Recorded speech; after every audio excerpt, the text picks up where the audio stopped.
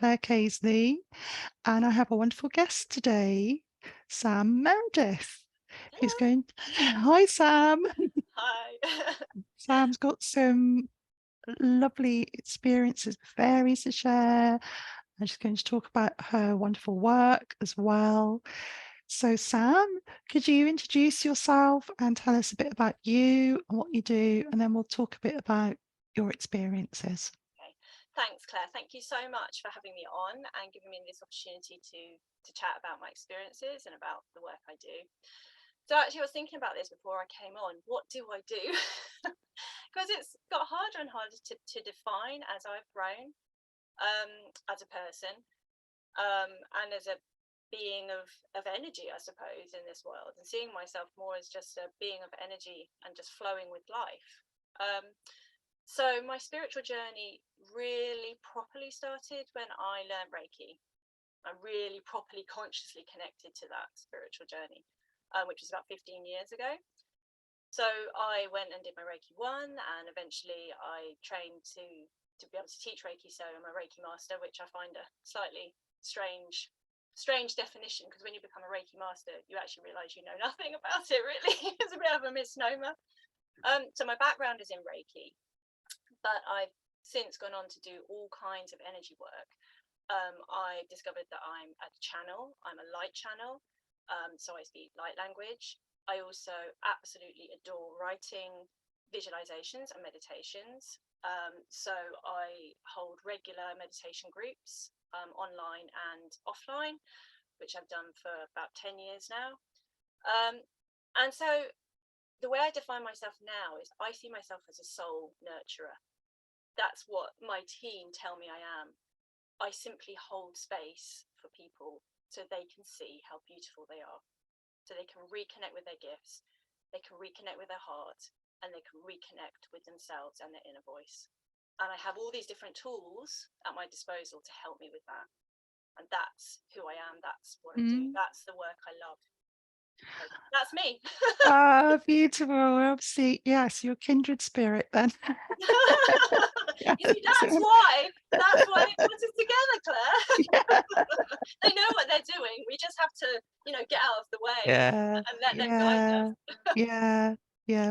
My so this is about you, but my background is in Reiki and other healing modalities as well. Yeah, but it all leads on to other things, doesn't it? So Yes. how did what drew you into that work? Right. And Okay. you know, yeah. So Yeah. tell us a bit about that, about So, that. well, I'll go on to talking about my childhood in a minute, but so I was very briefly talk about my childhood, but not in relation to fairies, but I was a very, very sensitive child, very, very sensitive to everything around me. Um, just thought that was perfectly normal until I got to a certain age when I suddenly realized that other people didn't have the same experiences as me. And actually, I scared other people a little bit, because I would have friends come to me because I'd be very, very open-hearted. I classic wear my heart on my sleeve. Other people would come to me with their problems and wanting someone to, if they were feeling rubbish, to hold space for them, which I would do very happily. And then they would end up feeling quite vulnerable, because I think they realized I knew them better than they knew themselves. Or, maybe they weren't in a place where they could see themselves. They weren't comfortable seeing themselves. And so I ended up having a lot of people push me away. So I made that my fault. I took that responsibility for their pain and the stuff they were going through. I took that on as my stuff. So as a teenager and into my early 20s, I ended up getting into a very, very toxic relationship, very horrible. Well, at the time, it felt very horrible, and it was we're talking about cataclysmic experiences before we came on, weren't we? It was a Mm, cataclysmic experience for me. I mm, got to a stage in this relationship. Didn't obviously start off as toxic. It started off as a lovely relationship, but ended up being a very abusive relationship, where I got to a point where it's either leave this abusive relationship or self-destruct. And one day I packed a bag and I just left this relationship, didn't know what was going to happen. And it was at that point where I thought, it's time to reconnect with myself. I mm, don't know quite how to do this, or where I'm going to go, or, I just knew I was quote unquote broken. None of us are broken, by the way. None of us are broken, but that's how I felt. I felt completely broken, completely abused by the world, absolutely hated myself. Like, I mean, really, truly hated myself. And it was a simple choice of, do I want to be on this planet anymore, or do I want to choose me? And I chose me. And then my healing journey and my connection, my reconnection back to spirit, my spiritual side, my heart and my inner self truly began. And that was when I ended up looking for a Reiki master to train me. And prior to doing Reiki, I'd already had some experience of energy work without knowing I was doing it. So my husband was a semi-professional rugby player. So I used to do healing work on him. So if he had, injuries or whatever, I would just place my hands on the area that hurt. And he said, oh, it always feels better. It always feels better. And so I found out about Reiki. And also the other thing, I used to see colours. I still see colours now, but I used to see colours when I put my hands on. And I used to always see colours in loads of different situations. I'd see and sense colours when I was connecting with people. And I assumed everybody else saw these colours the way I do. And it was only through beginning to share my experiences that I realised not everybody saw colours the way I did. So that's why I ended up going and finding my wonderful Reiki master, who is now a very, very good friend. And we work together sometimes. And my Reiki journey began. And that's what drew me to it, to really reconnect with myself. And that spiritual part of me that was screaming out, I think, to be heard, to be listened to, and to be explored. And now, like, 15 years later, here I am. And honestly, Claire, with some of the stuff I'm doing now, if you told me I'd be doing what I'm doing now, I would have just been like, Joe, you're just having a laugh. I just would not. I wouldn't have believed it. I've held sessions for groups of people regularly, doing meditations where I stand at the front of the room and do stuff. I do online stuff. I've done online meditations for groups of like 50 to 100 people for my husband's work, and all around the world. And I look at that and I think, in fact, I was having a moment like this the other day, just thinking, wow, what a journey. Just giving myself permission to stop and go, look at this journey. And like we were talking about taking time to stop and move inwards and listen and to reflect on your journey and where you've come from and where you're going, to actually take that time out to stop. I think, wow, what a journey it's been for me. Yes, it is. I mean, and so many of us that end up in this healing, or I suppose alternative world, as it's sort of framed currently. It's not really, but no. It's a different experience, isn't it? Yeah, different experience. Have that journey. I know I have myself, that that traumatic sort of path that breaks you open and makes you think. Almost, it's like a remembering, isn't it? It's a horrible way to get there. But it breaks us open to who we really are. Absolutely. And I think sometimes you have to have those experiences where everything gets so shaken up, so that you are invited to go in and reconnect with yourself and to see yourself. And then that's when you begin to do that, that is really when the magic happens, Definitely. It really is. It is the ultimate alchemy, the ultimate magic, when you can learn to love yourself. And it's the best investment of your time.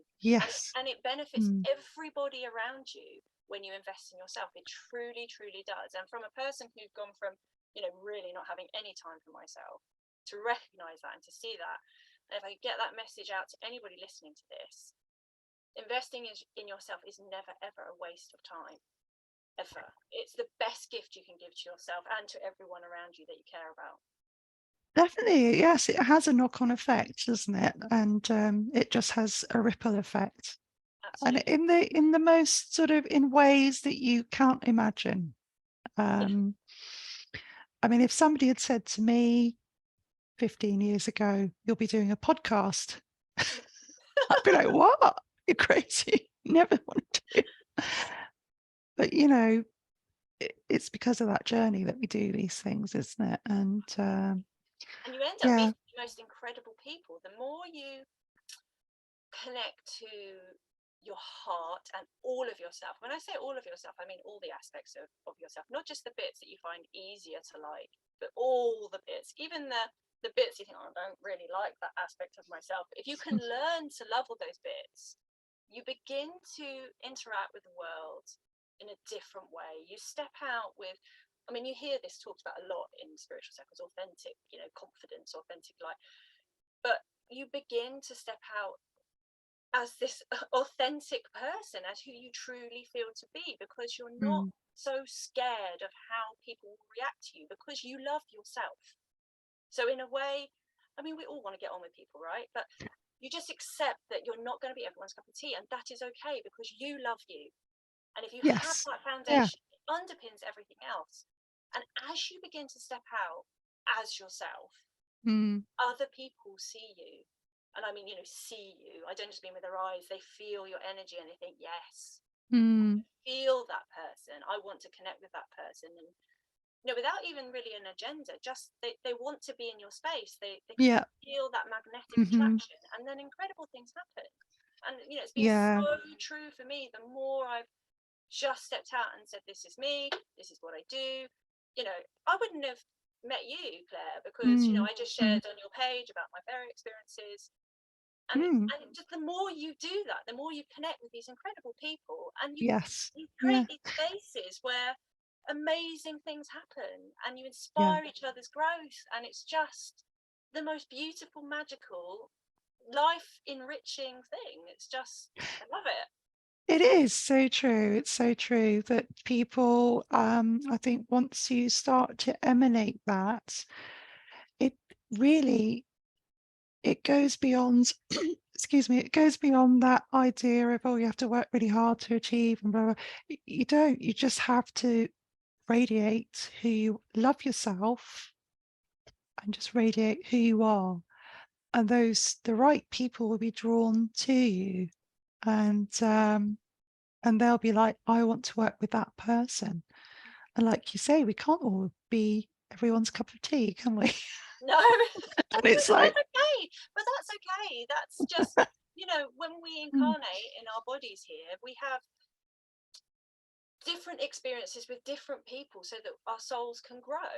mm, And part of that might be actually not getting on with people. And when people do come into your life and trigger you, in inverted commas, actually that, as much as it's uncomfortable, it can often do you massive favors. It brings stuff up that you're ready to witness or simply ready to release so that you can grow more. And I think, you know, that's yes, something for yeah, me when when I recognize sometimes people trigger me, rather than kind of getting contracted around it and frustrated and cross. You know, I might let myself get a bit annoyed, but then I go, okay, hold on a minute, step back. You know, don't mm, create a story, don't attach too much of a narrative to this. Just breathe, just reconnect with your heart, and just navigate this experience from your heart space, rather than letting your mm, ego and your mind get too too involved. And yeah. you know, it really helps. That's a really lovely tip because I think all of us, we're all human, and no matter how what we do, whether we're doing meditation or yoga, whatever practices we're doing, um, it's the awareness of that, I think, isn't it? It's the awareness of what we're feeling. And like you say, oh, that is triggering me. So this is what I can do about it. So time for some self-care. Really pile on the self-care at that point. Yeah, there's And, a mantra that I've been given recently, mm, by my higher self, which was, is the world happening to you, or is the world happening for you? Which I really, really like, because yes. especially if I feel Yeah. triggered, I can come back to that and think, well, hang on a minute. The world isn't happening to me. I am part of the world. And this brings beautifully back to fairies and connecting to Yeah. nature, because Yeah. you are part of this world. And there's been so many synchronicities lately reminding me I'm connected to everything and to nature, particularly. But when you remember you are part of the universe, you are an intrinsic part of the fabric of the universe.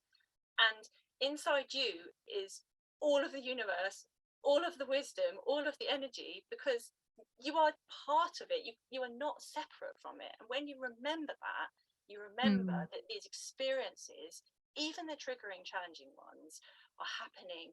They're opportunities for you to grow from and to grow through. And that does Yes. help me hugely. That's not to say that you can't sit there and be cross and, you know, put your head in your hands and go, oh, not, you know, because again, that's human. But then to stop and to remind yourself, this is an opportunity for growth. My higher self is up there somewhere managing Mm. this and Yeah. knows what it's doing. And I have to trust and let my little ego self have its minute of tantrum and then go, it's okay, it's all right, Yeah. ego, you know, it's going to be fine. We've got this, you Yeah. know. And And yeah, those are the times when some of the most amazing things you know, like you say, when you do you do the stomping around or frustrated or whatever, and then let it go, and the dust settles, you come back to your center, then that's when the most beautiful, amazing ideas can arise, can't they? About, oh, that's a new path I could follow. exactly. And the way opens up again, doesn't it? So it's something very temporal. Mm. It Yeah. stimulates this amazing kind of chain reaction inside us, I think. Mm. And so rather than resisting this stuff, if we can relax through it as much as possible, then I think we navigate it quicker and we can paths that we might not have ever been aware of before. So yeah, it can be really hard. Like, you know, I get triggered by stuff, I get affected by stuff. I'm not sitting here saying, oh yeah, I never get Mm. affected, but I really do. But I just have these tools and this perception which really help me navigate my life with much more grace now and from Mm. a much more empowered perspective rather than thinking, oh, you know, I'm at the mercy of everything and it's Mm. all out to get me and it's a big fight. Actually, it doesn't have to be a big fight. When you Yeah. relax into it and you listen to yourself, you listen to your heart, you listen, you feel into your light and you remind yourself you're connected and you allow yourself to feel into the flow.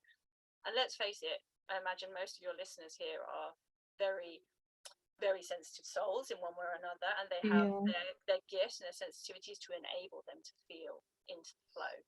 And rather than Mm. fighting it, go with it. I talk quite a lot in various memes and posts and things about surrendering into the flow. That doesn't mean giving up.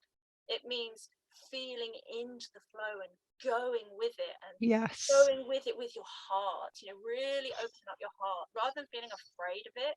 Allow yourself to be open to it, and then you become open to all the opportunities and the beauty of the experiences. And if you can find the beauty in the challenging stuff, then when the really amazing, beautiful stuff turns up, my goodness me, it is just mind-blowingly beautiful because you are Mm. so open Yeah. to it, and you're basically saying to the universe, "Yeah, I'm liking the positive stuff. I'm liking the really mind-blowing, expansive experiences. I'll have some more of them, please." You know, and then more shows up. Yes, definitely. It is about being on that vibration or flow. And once you click into that, that's when it's like, wow, I'm in this space now and more can happen, like you say. It's a So, snowball, though, isn't it? You have to get the yeah, snowball going, and once you've got it moving, yeah, then you get the then you get the yeah, traction. Yeah, things start yeah. moving quite actually very quickly. Mm. It's just getting it moving in the beginning can feel quite challenging. So, yeah, that's really lovely. A really interesting conversation we've had that we didn't plan. That's really come out of the blue, but it's really helpful. Thank you for Good. sharing that. Yeah. Um, I'd like to go back now to your childhood experiences with fairies because in a similar way to me, really, you had this kind of lovely connection with fairies, and then you've just spoken about a difficult time in your life, and then you've said that you're now coming back to fairies. So if we could I'd really love to hear your childhood experiences Oh, I'd and love to share it. yeah, and the place, Yeah, about the place absolutely. as well. Absolutely. Well, I sent some photos to you, so Yes, you're very welcome to share those if you feel to. I will. The Yes, photos I thank you. shared with you are the garden in a lot of ways is very similar, but it's not quite the same as when I was as a child. In the picture, there's a photo of an oak tree which sadly came down in one of the last storms we had Right. last winter. We had a Mm. really, I don't know if you remember, it was a really quite severe storm and lots of trees came down. And this oak tree must have been in my mum and dad's garden for over 40 years because I'm 44 now. So yeah, a long time. And this was where I had the majority of connections with fairies. So Mm. in many ways, I was very privileged, I feel, as a child. I grew up in a beautiful rural part of the world, in West Sussex. I've got two older brothers and a younger sister, and a very loving mum. She's very relaxed and kind of open-minded about the work I do. She doesn't really understand it, but she's always been quite accepting of my overactive imagination, as it was deemed by my family, which is interesting because I think even at a very young age, although my family, they were never mean about my feelings of being connected to fairies and talking about fairies and my imaginary friends, you kind of, even as a child, you saw the eye rolls and the, oh, don't talk about that in front of these people because that's embarrassing. Oh, she's a little bit odd. Samantha's a bit strange. She's a bit overactive imagination. She's very oversensitive. I'm sure lots Oh, of people can mm. relate to all of that. Yes, yeah. But as a Mm. child, up till you get to about teenage years, people kind of tolerate it. But anyway, having said all that, I was very lucky because my mum was very busy having 4 kids and it was the 80s.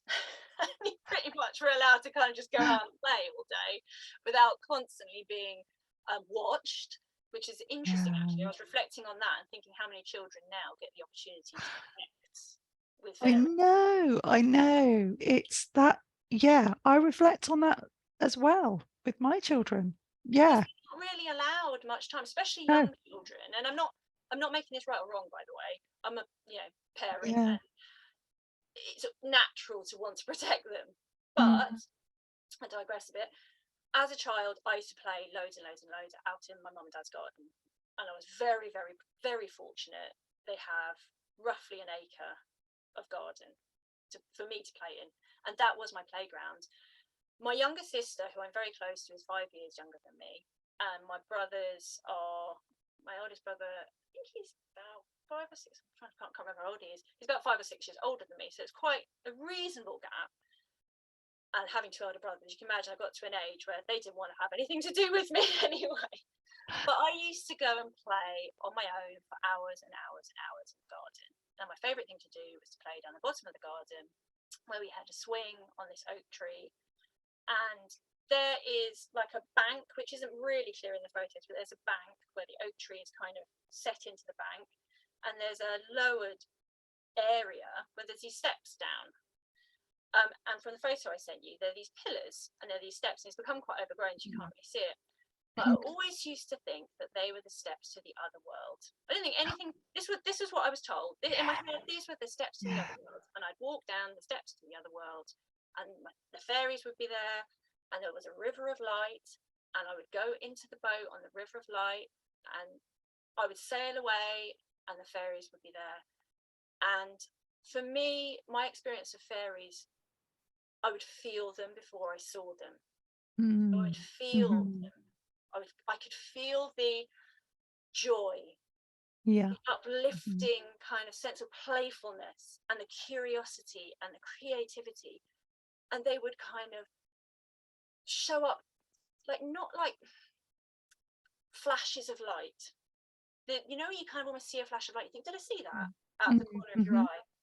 And then I kind of be drawn to where this flash of light was. And then there'd be like a beautiful flower or an interesting stick or something like that, and then that Yes. would Yeah. inspire my play. And I just remember playing for hours and hours, never feeling alone, always feeling like I had friends, always feeling happy.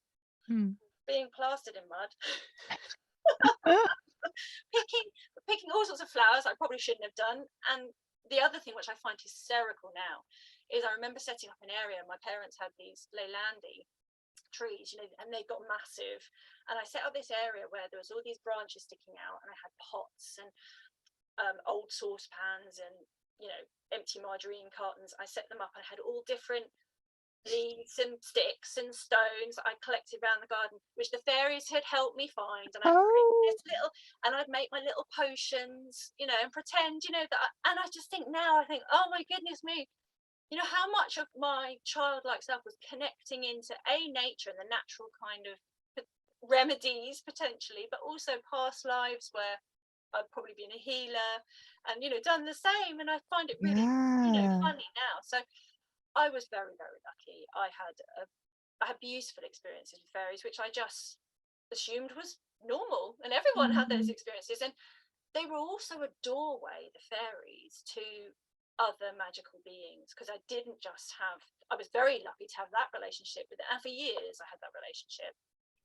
I also had one particular imaginary friend, which I now know is my guide. I've got Mhm. several guides, but a guide that's been with me for life, who I call Jemmy, which is fairies and gems and sparkly things. But I mean, that imaginary friend was with me for years, to the point where he would have to sit next to me at the dinner table. This wasn't just a 5-minute wonder. This was someone who was with me all the Mm. time. Mhm. And I remember him being there, if I felt afraid or going to sleep, and having the most amazing experiences as I drift off to sleep, of being in other worlds and other places. Always rainbows. You'll see there's a bit of a theme with my work. Everything's rainbow. Yes, rainbows. I'm Look, so beautiful. deeply moved by rainbow light, and I work a lot with diamond rainbow light and healing sessions. And I feel like the fairies, that's a vibration the fairies really connect strongly with.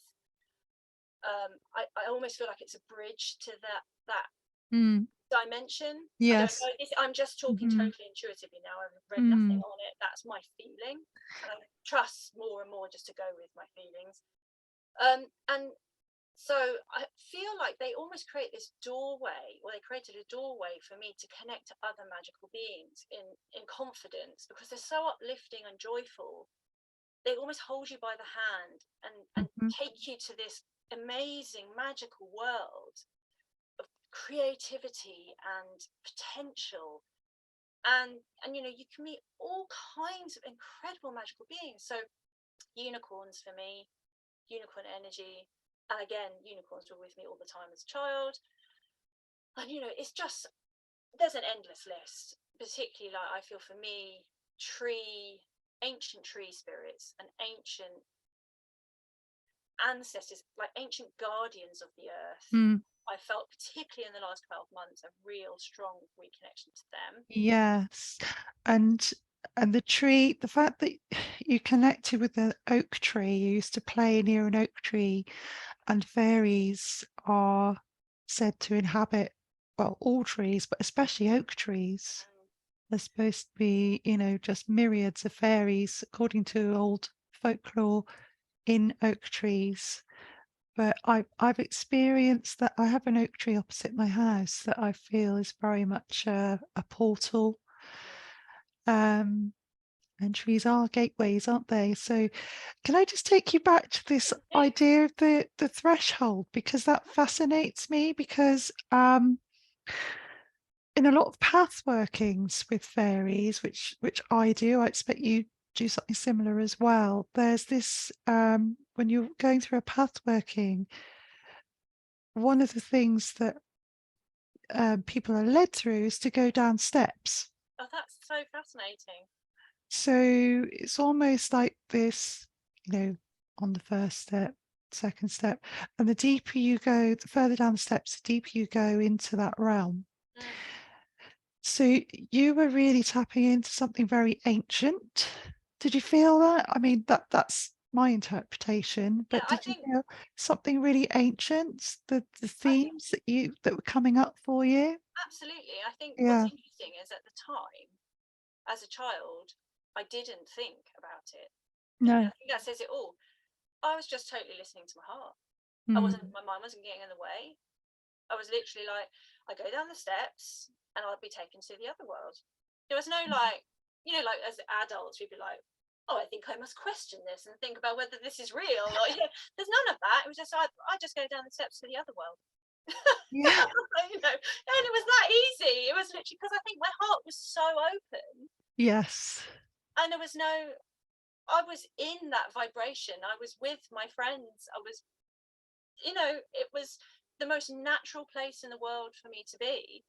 I would Yeah. just go down the steps. There wasn't any resistance, and as adults, we create all these stories and all We these layers and do. all these things to protect ourselves. We And do. I was Yeah. totally open to it. And Yeah. And sorry, Sam, I'm really excited because of something else you mentioned, which was the river of light yeah, and the boat. yeah, Um, so that is something that has come up for me when I've been journeying with fairies, a boat that takes me to a fairy guide, across a river to into fairyland. Um, is this river a light? Is it something that you could see psychically, or is it something that was in your third eye, in your imagination that you suddenly thought, right, I'm crossing this threshold now, and there's the river of light. I How did you see that? I saw it in my third eye, Mm, but that to me, it was quite hard to separate the two, yes. because Yeah. although it was in my third eye, it was as real. It was as real as as anything there at the Mm, mm, it's hard to explain. It's almost like two dimensions happening at the same time.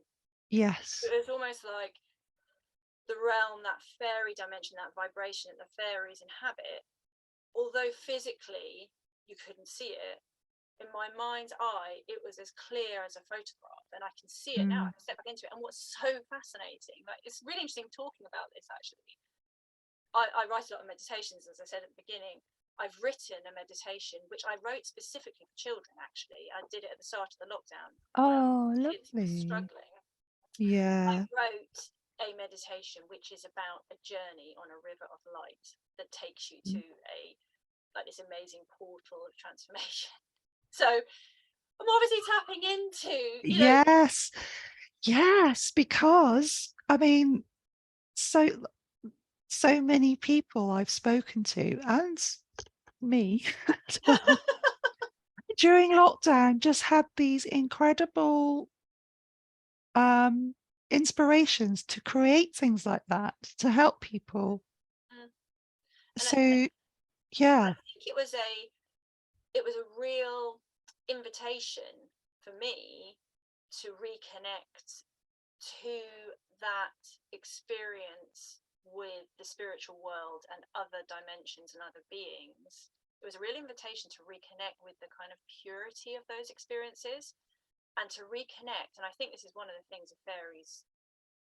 They have many, they help us in many ways, but I think they really help us reconnect to our inner child. I really Mm, do. As adults, I think they remind us so much about joy, yes. the benefit of just doing stuff just for fun, and to remind us that life is not all about doing. Life is about being. And for me, that's the energy that fairies bring, and they reconnected me. I had the most beautiful experience in meditation where I went back to my childhood self in this garden. Oh. Fairies were there, and I went back as my adult self, and I sat and I held myself, and I said, I love you. It Mm, doesn't matter what anybody else thinks, because I love you. And I'm sorry that at some point I stopped loving you because other mm, people couldn't see see your beauty and your light. But I'm going to go back now.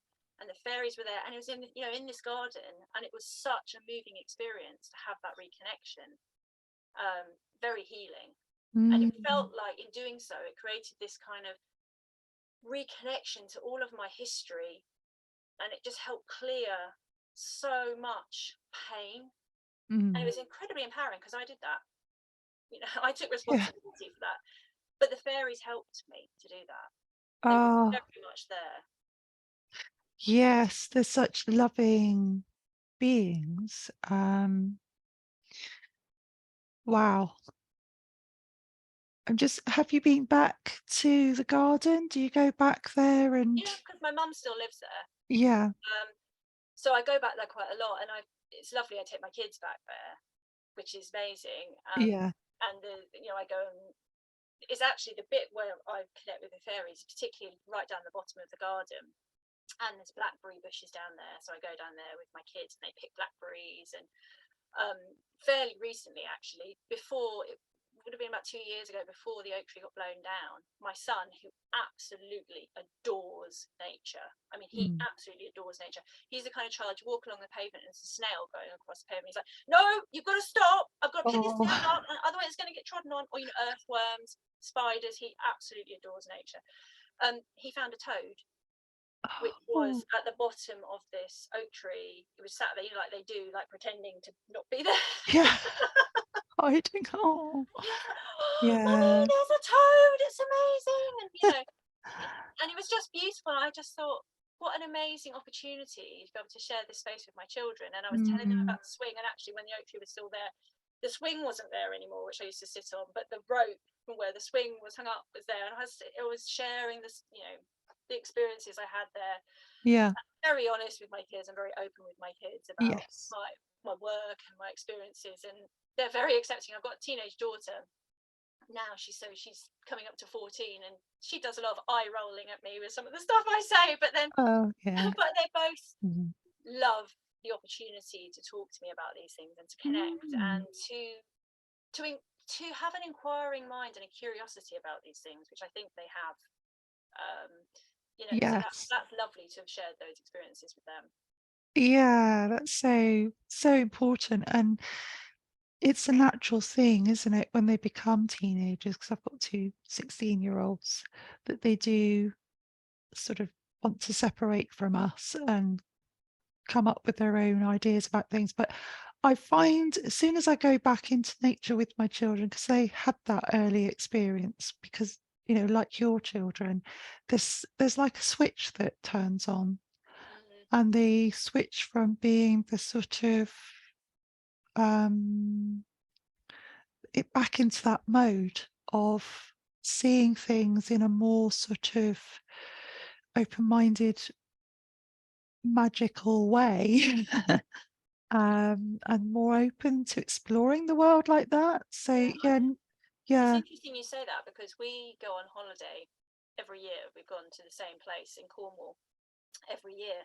It sounds really boring, but it's the most incredible, magical place for the four of us, for my husband, myself, and my two kids. And we all just have the most, it's very relaxing, obviously, but it's just the Mm. most perfect place for all of us. And my daughter, who had been having quite a lot of, she'd been having a very turbulent time, let's put it like that. And she'd really gone very introverted. And I don't mean she'd kind of gone into herself in a kind of exploratory, kind of empowering way. She'd really retracted from the world in pain, didn't want to connect with the world. And we went down to Cornwall and we had 2 weeks there. And it was like pressing that switch because it is such a magical place where we go. And she was climbing over the rocks and she was Mm. swimming in there's a mermaid pool. That's what we call it, the mermaid pool. Swimming in this mermaid pool. And she's an amazing swimmer. She's like a fish, literally. We've got three Pisceans in this Oh, household, which is interesting. But yeah, and finding shells and it's that reconnection with nature again, and running around barefoot. I don't think I wear shoes at all for the 2 weeks I'm there. I just walk around and walking on the rocks and the sand and in the sea and getting the salt in your hair and mm. just reconnecting to nature and reconnecting to the magic and mermaid energy. And there was definitely kind of fairy energy, but a different sort of fairy energy by the sea.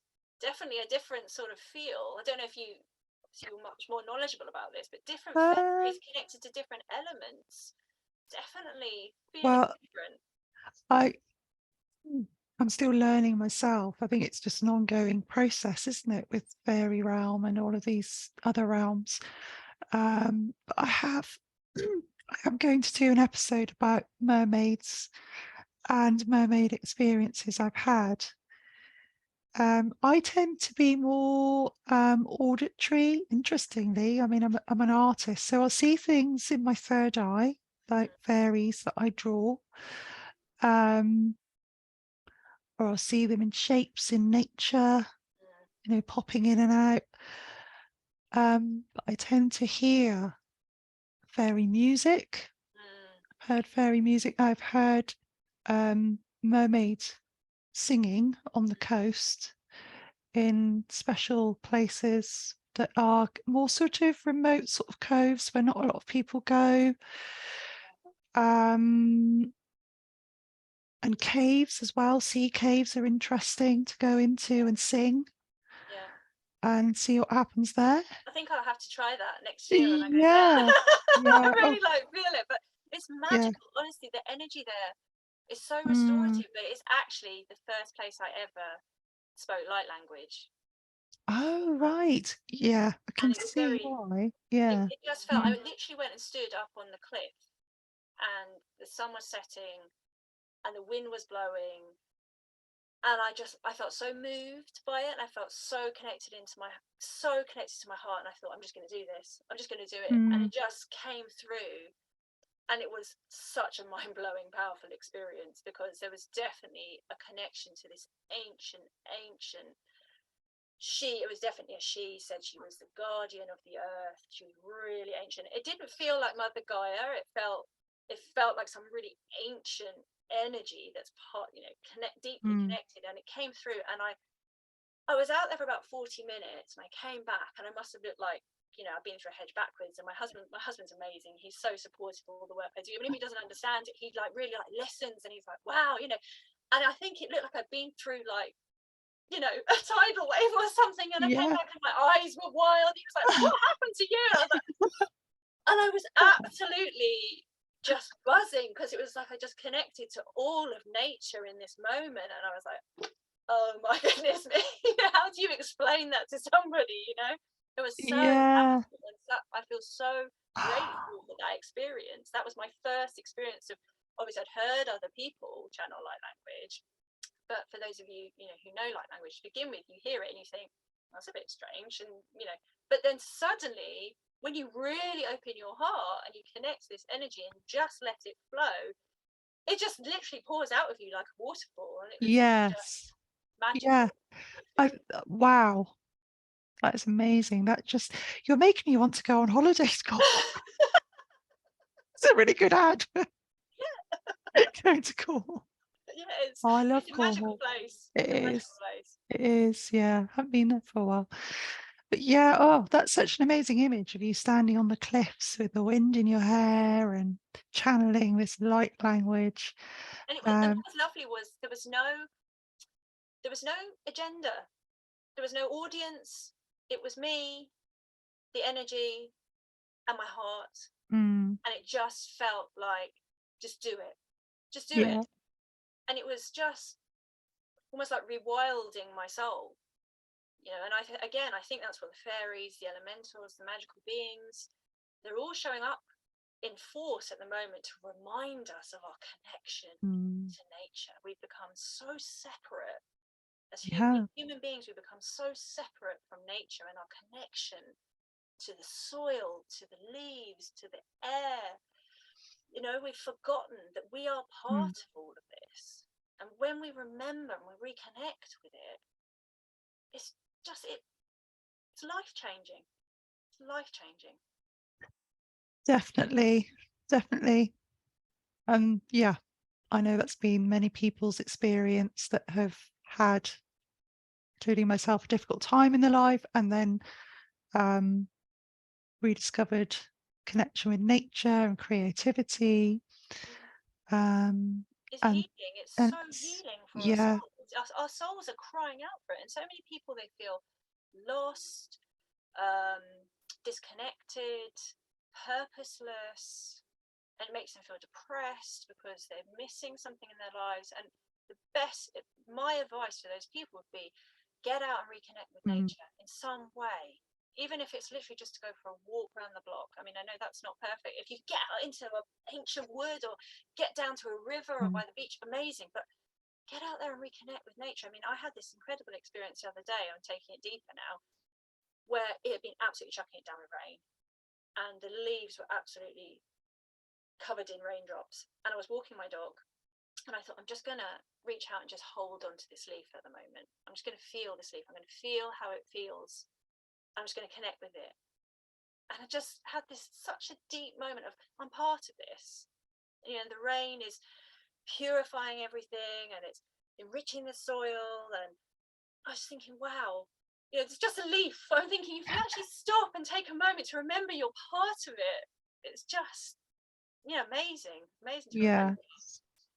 Yeah, definitely. It's just simple things like that, isn't it? It's touching nature, um, really engaging all your senses, listening, sitting and looking at the river for a few minutes, Yeah. like, or sitting next to a tree, touching the bark.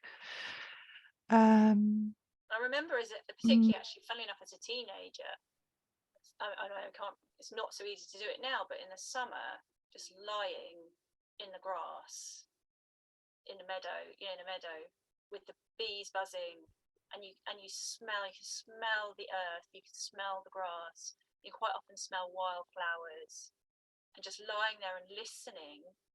And there's so much you can feel and hear in the nature. It's so busy all around you, and it's all there doing its thing, mm, connected, and you're lying there in the grass just thinking, oh, I'm part of this. Isn't that amazing? yeah. Oh, I'm gonna have to go out for a walk after this. It's a I'm bit wet. glad I've been the inspiration for that. It's a, it's a bit wet outside today, but there's some sunshine. So yeah. It's better weather today than it was. I think it's supposed to get better Mm. again tomorrow, fingers crossed. So how have you do you want to just talk about how you've reconnected with fairies now, and just interested in what sort of experiences you have with fairies now you've reconnected with them? Yeah.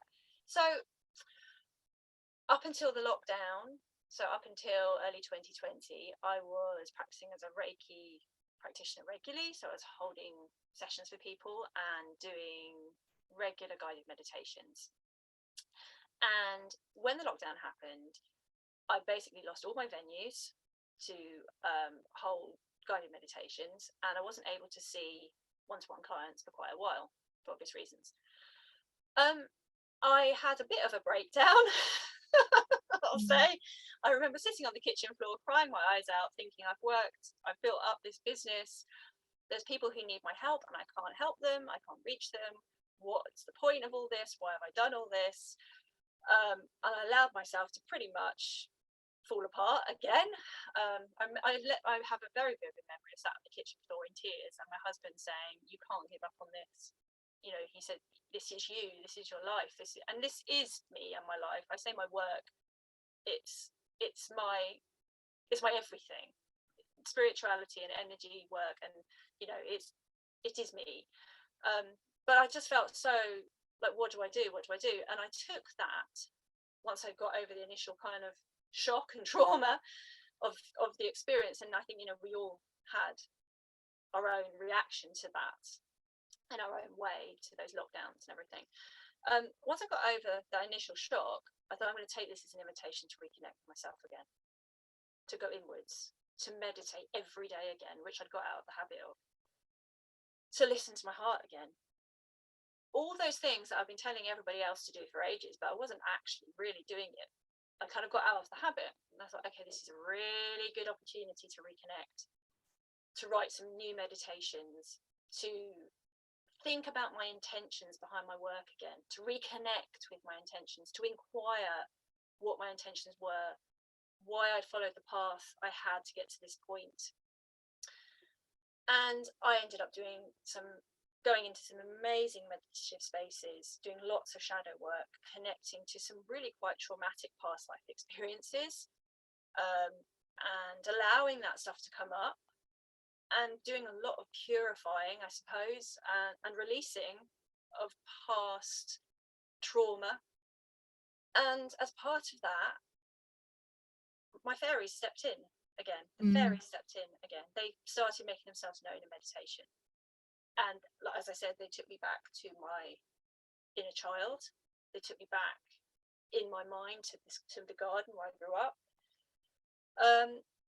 And they reminded me they were there, and reminded me that if you're struggling, they're there. And also in came the angels, in came the unicorns, in came my massive support from all the light beings around me, basically saying, we're here.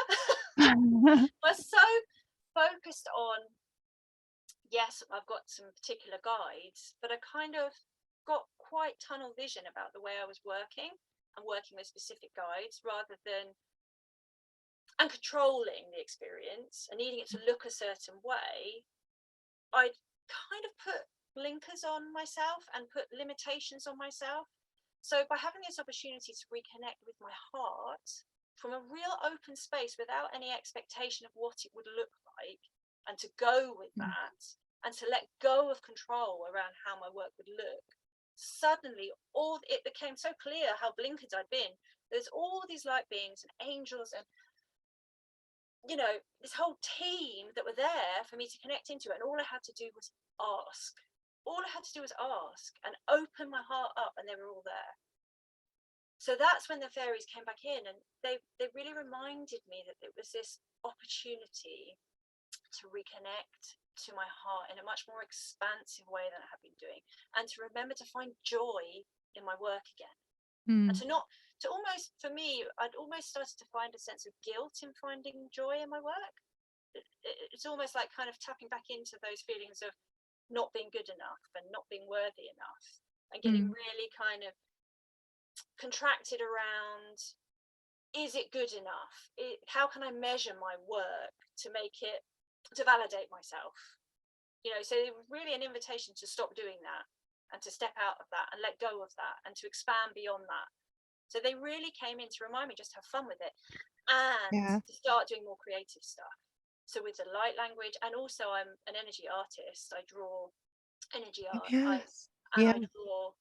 express light codes. So with light language, it's spoken and drawn, and I think it can be danced. I think light language can probably be expressed in ways that we don't really know yet, through music and in all sorts of ways. But so you may know light language as it's channeled and spoken, which I do, but also it's interesting the way I get light codes. So light codes, they kind of look like squiggles. I can send some over to you, Claire, if you want to share some light codes. I'd love to. So they're a bit like packages of information. They're almost like packets of seeds. Like I'm talking about it now in my head, they're showing me packets of seeds. They are literally like little packets of seeds. So you draw them and you connect with them, and they activate your body. They activate your light body. They inspire your light body. So they might inspire inner wisdom to come up. They might inspire gifts to be remembered. They might trigger stuff to be released, acknowledged, and healed. I think the way they work, I'm learning more and more as I use them, how they work.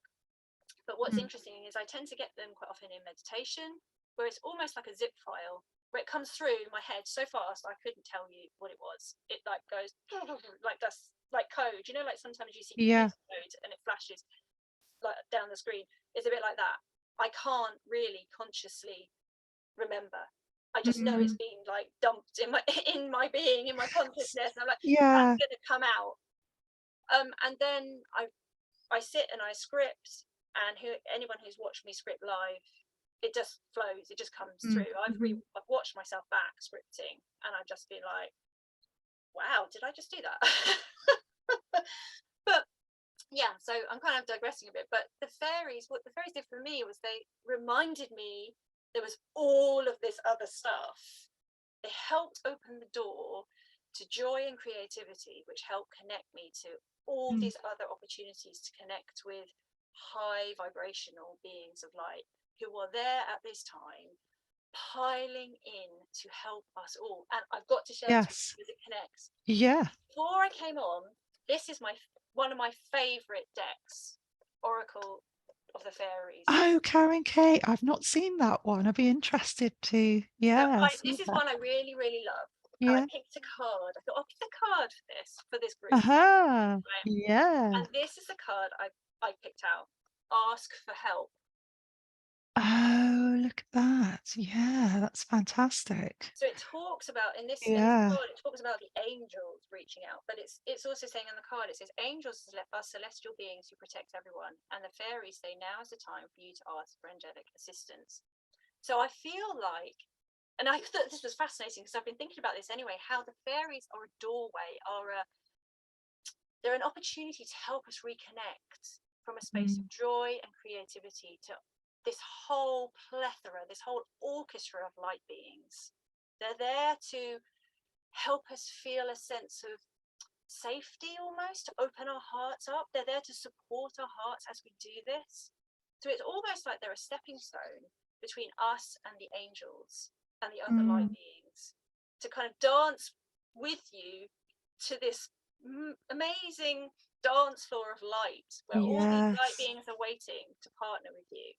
And so when I got this card, I was like, oh, it's perfect. That's, So if yeah. you're listening to Mm. this and Mm. this is resonating with you, reach out. Reach out Mm. to other people, whether it be Claire, whether it be a family or a friend member, or someone who you feel that can hold space and support you at this time, because it really is a time to reach out and connect with other people who we resonate with and amplify this light so that the world that we're living in Mm. can, so that it can evolve into this beautiful, uplifting place which we all want to move to. Oh, that's amazing. Thank you, Sam. So Yeah. as I've reconnected with the fairies, my husband, he's very open-minded, bless him, but because of his own, he had some very, very traumatic experiences in his early 20s where he actually had a psychosis. So he was mentally very unwell for a while. And because of that, he is quite resistant to being very open. Mm. Because there's still a lot of fear around going back into a sort of mental space where he felt very out of control and very afraid. But he watches what I do with interest, and he'll quite often say to me, quite often when he's tired, and when you get into that mental state where your brain's relaxing and you become much more open to Mm. seeing and feeling stuff, he'll say, there's blue lights around you. There's blue lights around you. And he'll see them. He'll see sparkling blue and white lights Uh, around me. oh, that's fascinating because I've had experience of for many years seeing a blue light. I just saw it then actually. A little blue light up there going, hi, Showing up. Hello. flashing in. And yeah, I've seen white sparkling lights as well, with my eyes, and also when I've been in a sort of hypnagogic state. And when I was with a friend a couple of months ago that came to stay, one of my closest friend, she saw the blue light. So it's like, and then I saw one next to her as we were talking. It was amazing confirmation. Yeah, and there's something else I was going to go back to say to you. It's gone out of my head now. Maybe it'll come back. Yeah. I come back. Oh, that was it. I was hearing music as you were talking about like language just now and codes, and you talking. I was hearing. Have you got any music on No. in the background? I was hearing. It was like harp music. Oh, okay. Oh, I love harp music as well. I really feel that. Really feel it in my heart. Mm, yeah, it was just gently playing. So it'd be interesting to see if this recording has picked that up because That would be really interesting. I've had EVPs on interviews. Oh, Um, wow. and when I've been out walking with people, I've recorded EVPs as well. It seems to Oh, be a bit of a theme. yeah, I'd love to know that. That'd be fascinating. Yeah. Because So, I do sometimes hear stuff, but I'm much mm, more visual. I get mm, stuff show up in my mind's eye, like quite often when I'm working with clients. It depends on the client's team of people that are in, come to help them. Sometimes their guides are very they come forward to me and they're like, they show me stuff really like boom in my mind's eye. You know, you got to share this with them. It's like, okay. You know, I feel stuff really strongly. I see and I feel really strongly. Occasionally I get auditory stuff, but not so often. So it's really interesting. Yeah. Fascinating. That's why it's so good when we get together and we share our Yeah. experiences, because you know, we're all like little puzzle pieces, and when we connect together we get this amazing bigger picture that helps Yes. us connect and kind of understand. I And just I saw. don't really mean from a mental point of view either. It's more like a knowing rather than a mental comprehension. It's a knowing which brings you a sense of peace. Yes, and I just saw a white light come from your heart then. It was actually on screen. Oh wow. So yeah, it's like a little white orb that came out of your where your crystal is. Yeah, Yeah. your heart. Yeah. As you were saying that, I was hearing the music again. So it's almost like when you're talking your truth, they're reflecting that back to say, yes, you know, that I've got goosebumps the I'm energy. absolutely covered in goosebumps now. Yeah, yeah, that's what's happening. That's what I'm noticing. Is you're really in your truth, then that energy is amplified. That's the way I'm interpreting it anyway. Yeah. Yeah. Yeah.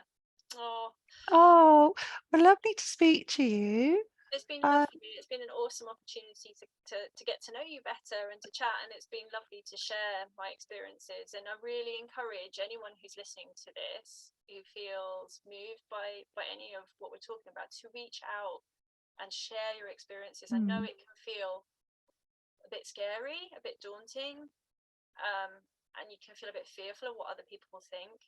But when you do, you connect with people who do get you, who do understand. And this journey doesn't have to be done alone. It's a very challenging journey doing it on your own. And you hmm, don't have to do that. So reach out, share your heart, share your wisdom, because we all have incredible wisdom to share. And when we do share yes, that wisdom, we inspire other people around us to do the same. very true. And where can people find you? I mean, I'll put your links in Yeah. the Okay. So description and everything, but where the main I've got places? a website where you can find Mm, me, which is www.braintorainbow.co.uk. So that's one way to find me. I have also got a Facebook page, which is Samantha Meredith R&R Rain to Rainbow Relax into Light, which is like my business page. But if you're really interested in connecting and going further, and if you have gifts to share or you want to share your journey, I have a little community. It's a really supportive, loving community of just amazing people, amazing souls who have come from all sorts of backgrounds, all sorts of walks of life, all around the world. It's only a small group. There's about 100 people in it at the moment. It's called the Rainbow Codes and Soul Scripts community. And that started out as a place where I was just sharing light language and light codes to begin with as I was exploring it myself. And then it turned into a lovely, nurturing little community. So yeah. you're welcome to check that out. They're all free.